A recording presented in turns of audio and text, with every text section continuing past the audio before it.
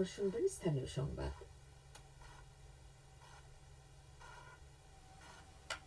আসসালামু আলাইকুম।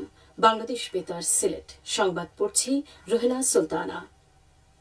গণভোট সম্পর্কে সচেতনতা সৃষ্টির লক্ষ্যে ইমাম সম্মেলন ও বিভাগীয় মতবিনিময় সভা অনুষ্ঠিত হবে সিলেটে আগামী 22 জানুয়ারি।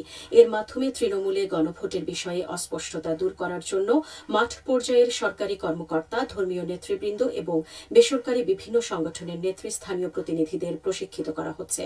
মতবিনিময় সভায় গণভোট বিষয়ে ভোটারদের মধ্যে ব্যাপক জনসচেতনতা তৈরি করতে বিভাগীয়, জেলা, উপজেলা ও অন্য স্টেক হোল্ডারদের সচেতন করা হবে। এদিকে ত্রয়োদশ জাতীয় সংসদ নির্বাচনের পাশাপাশি সংবিধান সংস্কারের উপর অনুষ্ঠিত হবে গণভোট।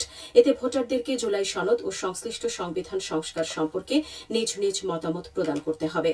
জুলাই জাতীয় সনদ সংবিধান সংস্কার বাস্তবায়ন আদেশ 2025 এবং জুলাই জাতীয় সনদে লিপিবদ্ধ সংবিধান সংস্কার সম্পর্কিত প্রস্তাবগুলোর প্রতি সম্মতি আছে কিনা সেই রায় দিতে হবে গণভোটে। প্রস্তাবগুলো হচ্ছে নির্বাচনকালীন তত্ত্বাবধায়ক সরকার, নির্বাচন কমিশন এবং অন্যান্য সাংবিধানিক প্রতিষ্ঠান জুলাই সনদে বর্ণিত প্রক্রিয়ার আলোকে গঠন করা হবে।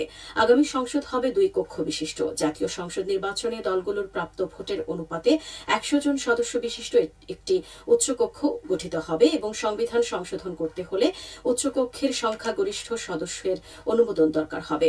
সংসদের নারীর প্রতিনিধি বৃদ্ধি, বিরোধী দল থেকে ডেপুটি স্পিকার ও সংসদীয় কমিটির সভাপতি নির্বাচন, প্রধানমন্ত্রীর মেয়াদ সীমিতকরণ, রাষ্ট্রপতির ক্ষমতা বৃদ্ধি, মৌলিক অধিকার সম্প্রসারণ, বিচার বিভাগের স্বাধীনতা ও স্থানীয় সরকার সহ বিভিন্ন বিষয়ে যে 30টি প্রস্তাবে জুলাই জাতীয় সনদে রাজনৈতিক দলগুলোর ঐক্যমত্য হয়েছে সেগুলো বাস্তবায়নে আগামী নির্বাচনে বিজয়ী দলগুলো বাধ্য থাকবে। জুলাই সনদে বর্ণিত অন্যান্য সংস্কার রাজনৈতিক দলগুলোর প্রতিশ্রুতি অনুসারে বাস্তবায়ন করা হবে। 360 আউলিয়ার অন্যতম সফর সঙ্গী হজরত সৈয়দ শাহ মোস্তফা রহমতুল্লাহ আলাহির 685তম উরুস মোবারক শুরু হয়েছে মৌলভীবাজারে। আজ বাদ জোহর মিলাদ মাহফিলের মধ্য দিয়ে এর আনুষ্ঠানিকতা শুরু হয়। এশার নামাজের পর মাজারে গিলাফ ছড়ানোর মধ্য দিয়ে শুরু হবে মূল পর্ব। এ সময় প্রশাসন ও আইন শৃঙ্খলা রক্ষাকারী বাহিনীর ঊর্ধ্বতন কর্মকর্তা সহ গণ্যমান্য ব্যক্তিবর্গ উপস্থিত থাকবেন। 3 দিনব্যাপী এই উরুস উপলক্ষে ইতোমধ্যে দেশের বিভিন্ন অঞ্চল থেকে ভক্ত ও আশিকানরা এসেছেন। বৃহস্পতিবার এশার নামাজের পর আখেরি মোনাজাতের মাধ্যমে এর সমাপ্তি ঘটবে। উরুসকে কেন্দ্র করে মাজার প্রাঙ্গণে প্রতিবারের মতো এবারও মেলার আয়োজন করা হয়েছে। 3 দিনব্যাপী এই মেলায় দেশীয় পণ্য, মাটি, বেত ও কাঠের তৈজসপত্র, ছোটদের খেলনা সামগ্রী, শীত বস্ত্র ও খাবার হোটেল সহ 2500 দোকান বসানোর ব্যবস্থা করা হয়েছে। উরুস ও মেলায় আগত আশিকান, ভক্ত ও ক্রেতা বিক্রেতাদের নিরাপত্তা দিতে প্রশাসনের পক্ষ থেকে নেওয়া হয়েছে ব্যাপক নিরাপত্তার ব্যবস্থা। জেলা পুলিশ সুপার বিল্লাল হোসেন জানান, পুলিশের পক্ষ থেকে মেলা ও আশপাশের এলাকায় 28টি সিসি ক্যামেরা স্থাপন সহ 360 জন পুলিশ সদস্য ও সাদা পোশাকে গোয়েন্দা মোতায়েন করা হচ্ছে। পাশাপাশি সেনাবাহিনী ও র্যাবের টহল অব্যাহত থাকবে। 3 দিনব্যাপী ঐতিহ্যবাহী মাছের মেলা জমে উঠেছে মৌলভীবাজারে।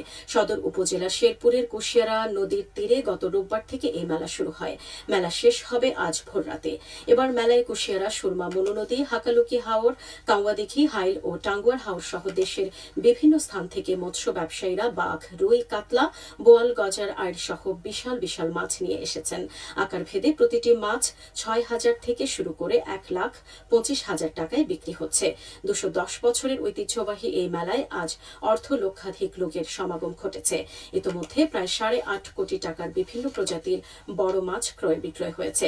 আজ রাতে আরও 3 থেকে 4 কোটি টাকার মাছ বিক্রি হবে বলে ব্যবসায়ীরা জানিয়েছেন। প্রতি বছর পৌষ সংক্রান্তির 3 দিন আগে থেকে এই মেলা শুরু হয়।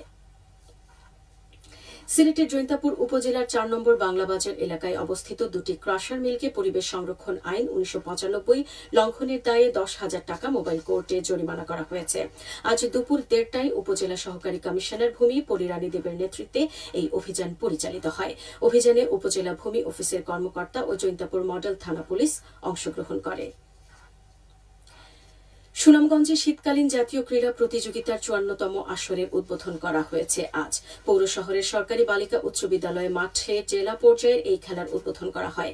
জেলা শিক্ষা কর্মকর্তা মোহাম্মদ জাহাঙ্গীর আলমের সভাপতিত্বে উদ্বোধনী অনুষ্ঠানে প্রধান অতিথি হিসেবে উপস্থিত ছিলেন জেলা প্রশাসক ড মোহাম্মদ ইলিয়াস মিয়া।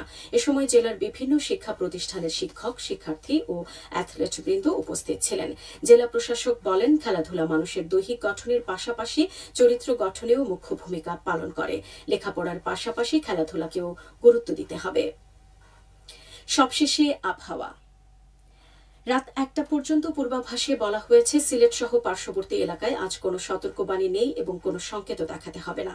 আজ সিলেটে সূর্যোদয় হয়েছে 6টা 39 এবং সূর্য অস্ত যাবে 5টা 23। সংবাদ শেষ হলো। আমাদের পরবর্তী স্থানীয় সংবাদ প্রচারিত হবে সন্ধে 7টায়।